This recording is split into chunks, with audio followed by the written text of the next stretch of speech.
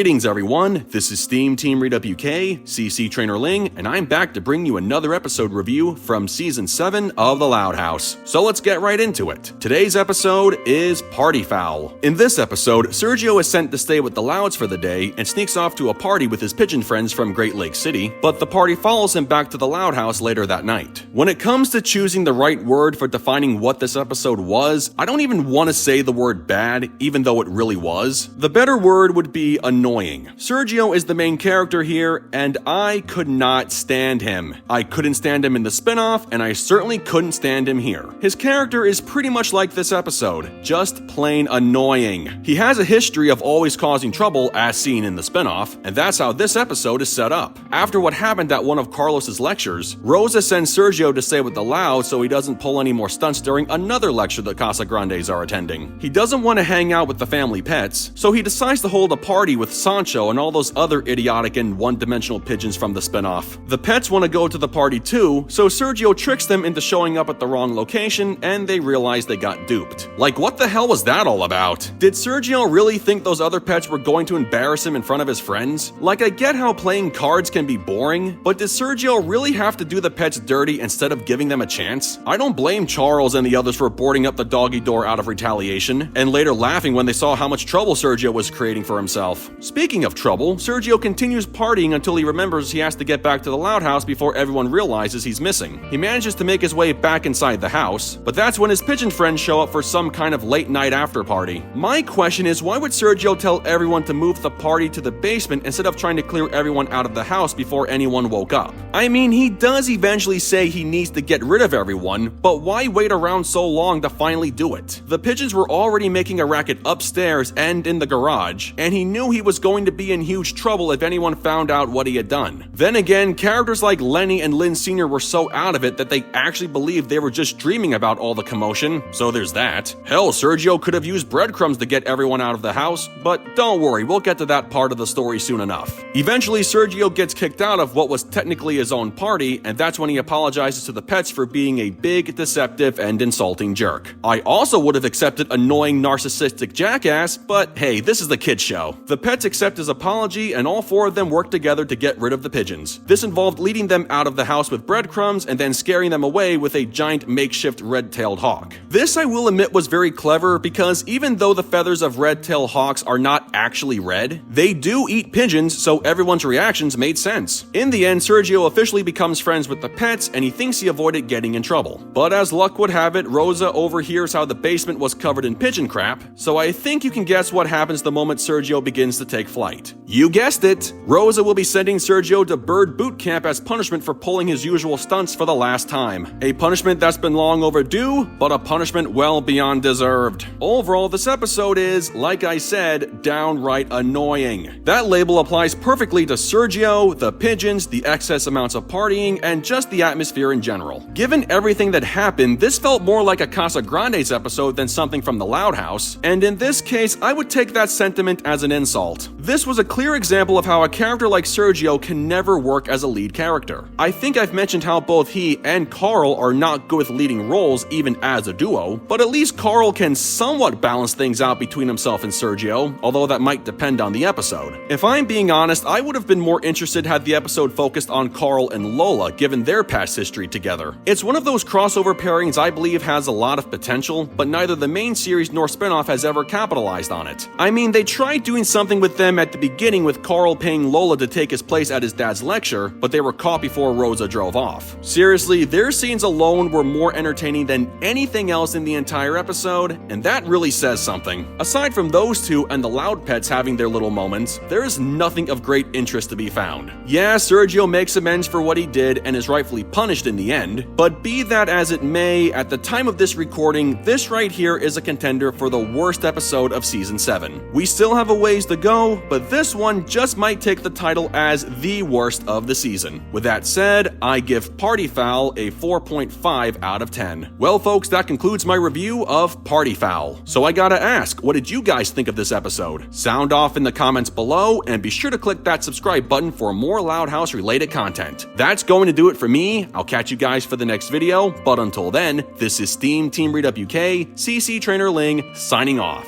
Peace out, home slices.